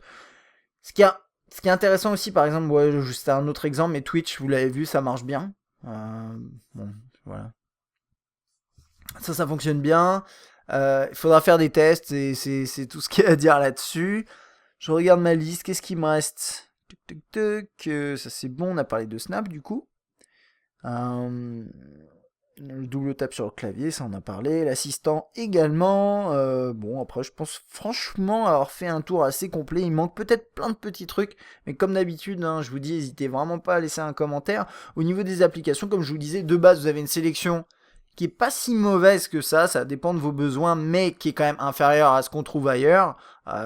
Si vous cherchez le terminal avec toutes les applications, ça va pas être celui-là. Celui-là, c'est axé productivité, c'est une cible particulière, c'est un produit avec une ergonomie compliquée, mais qui peut être intéressant pour certaines personnes, et notamment un peu quand même les adeptes de BlackBerry, parce que c'est quand même, il n'y a pas de sacrifice à faire quand on prend un produit BlackBerry en 2015, malheureusement. Donc voilà, c'est pareil que pour Windows Phone à mon sens, sauf que pour Windows Phone il y a l'aspect prix, là ce produit coûte quand même cher. Et je pense avoir fait le tour. Alors donc l'autonomie, qu'est-ce que j'ai constaté? Moi j'ai constaté une très très bonne autonomie de au moins une journée et demie, voire 2 jours en usage plutôt poussé. Donc vous répondez à des appels, vous faites du mail, éventuellement regardez 2-3 vidéos, enfin voilà quoi. Donc ça c'est plutôt cool, une bonne autonomie. Et donc pour un produit qui s'appelle Passport et qui est potentiellement qui cible les gens qui vont voyager, etc. Moi je trouve que c'est top. Ça c'est très très bien. Au niveau des performances, je vais en parler de manière un peu différente par rapport à ce que j'ai l'habitude de faire, où je monte des benchmarks, etc. Dans l'interface, c'est top. On a quand même un Snapdragon 801 avec 3 Go de RAM, donc vous pouvez lancer des applications de partout, il n'y a aucun souci. Dans l'interface, c'est très fluide. Sur le web, c'est fluide. En jeu, c'est possible d'avoir quelques jeux en 3D, notamment, moi j'avais lancé ça, je crois qu'il chargeait mal, mais qui potentiellement, je crois qu'il marchait, mais bref, peu importe. Mais j'avais essayé quelques jeux en 3D. Sur la BlackBerry World, ça marche bien, c'est très très fluide, il n'y a aucun problème, on a quand même un gros processeur, donc ça c'est cool. Mais après, vous attendez pas à pouvoir jouer à tous les derniers titres. Ouh. Tu baisses le volume, ouais. Vous attendez pas à pouvoir jouer à tous les titres super sympas, donc comment ça marche déjà? Ah ouais, c'est ça. Voilà, donc là c'est en 3D, c'est fluide, il n'y a aucun souci, ça explose la tête juste. On va le quitter. Mais voilà, vous pourrez installer des jeux, mais comme je disais, tous les derniers titres en 3D, vous les aurez pas forcément parce que c'est soit iOS ou Android. Et soit Android, généralement les titres très optimisés Android, ils vont pas fonctionner sur cette machine virtuelle. Ou vous n'aurez pas les mêmes performances que si c'était des applications natives. Donc ça à prendre en compte. Maintenant, moi je pars du principe que ce produit vraiment cible les gens qui ont envie d'être productifs, qui ont envie d'un produit axé business, pratique, pour entrer du texte, ce genre de choses, lire des documents. Donc vous n'êtes pas forcément à la recherche du dernier jeu, de la dernière application qui vient de sortir. Vous souhaitez juste un produit qui fonctionne bien pour votre boulot, à mon sens. Et donc voilà, côté point positif, je dirais, on a un beau design qui est plutôt réussi, on a un bel écran, un ratio un peu particulier, mais c'est un bel écran néanmoins. On a des fonctionnalités de partout qui sont bien pensées. Honnêtement, ça marche bien. Il y a plein d'OS comme ça que je teste où l'expérience elle est intelligente. Et là, c'est intelligent. Et moi, je trouve que c'est pas si compliqué que ça. Peut-être qu'en me voyant faire les gestes, vous avez eu l'impression que c'est compliqué. En toute franchise, non. Et quand vous habituez, au bout d'un moment, vous trouvez ça cool. Et vous pouvez plus vous passer de faire ce genre de gestes ou de double taper sur le clavier, de glisser comme ça. C'est vraiment chouette, c'est bien fait. Donc moi j'aime bien l'interface, j'aime bien les fonctionnalités qu'il y a derrière, tout ce qui est autour du messaging, de l'intégration avec les contacts, etc. C'est extrêmement bien foutu et ça c'est plutôt cool. Les performances d'une manière générale sont bonnes, le haut-parleur est puissant mais manque un peu de qualité, donc ça c'est un tout petit peu dommage. Et ça va être à peu près tout optimisé pour le business, quoi, concrètement. Et un design vraiment classe, robuste, c'est atypique, mais c'est réussi. Au niveau des points négatifs, et puis il y a aussi points positifs, pardon, on a quand même de base 32 Go de mémoire interne plus 128 Go potentiel, c'est assez costaud, et c'est un produit 4G bien sûr. Et dans les points négatifs, moi je mettrais quand même le format, l'ergonomie. Moi j'ai beaucoup de mal avec ce produit d'un point de vue ergonomique, notamment à une main, c'est quasiment impossible. Donc oui, vous allez passer votre temps à utiliser votre produit à deux mains, c'est à prendre en compte. Moi je trouve ça dommage pour un smartphone d'être réduit à deux mains en permanence, parce que là-dessus, voilà, c'est extrêmement large. Il n'y a pas beaucoup d'applications, c'est toujours la même chose. C'est les développeurs, s'ils doivent développer des applications aujourd'hui, ils mettent iOS, Android, éventuellement Windows Phone, mais très rarement. Et puis après, BlackBerry OS en natif, je pense qu'ils se posent même pas la question, à part s'ils sont très axés business éventuellement, ou si BlackBerry donne de l'argent. Et je me rappelle d'ailleurs avoir vu passer une news qui m'a fait assez sourire. Alors je sais plus si, je crois pas que c'était un fake, mais c'était, je crois, le PDG de BlackBerry qui comprenait pas pourquoi, enfin qui demandait, je crois, au Sénat aux États-Unis, qui demandait à ce qu'on oblige les développeurs à faire une version pour BlackBerry OS tellement ils estiment que c'est pas normal qu'ils aient pas d'application, blablabla. Bon bref, vous voyez le délire. Aujourd'hui, vous avez pas assez d'applications là-dessus. Si bien sûr vous avez des besoins là-dedans, si vous n'avez pas de besoin, que vous en foutez, eh ben, écoutez, vous serez pas gêné par ça. Et puis au final, moi je trouve que l'appareil photo est pas très bon dans les points négatifs. Il est très très très moyen et le focus a beaucoup de difficultés, donc pour moi c'est problématique. J'ai oublié de préciser dans les points positifs, bien sûr l'autonomie qui est très très bonne sur ce petit entre guillemets BlackBerry Passport. Voilà, c'est tout pour ce test, je l'espère assez complet pour vous du BlackBerry Passport. Désolé, il est en retard, mais au moins il est long et j'espère qu'il vous aura plu et surtout qu'il vous aura été utile pour décider si vous l'achetez ou pas. Si vous avez ce produit, si vous êtes un fan de BlackBerry, si vous connaissez ce produit dans tous les moindres détails, n'hésitez vraiment pas à laisser un commentaire et à dire Axel, t'as oublié ça, on peut faire ci, on peut faire ça, moi ce que j'aime bien c'est ci, ce que j'aime pas c'est ça, blablabla. N'hésitez vraiment pas à lancer la conversation, à rajouter par rapport à ce test des informations, et puis moi je vous dis à la prochaine.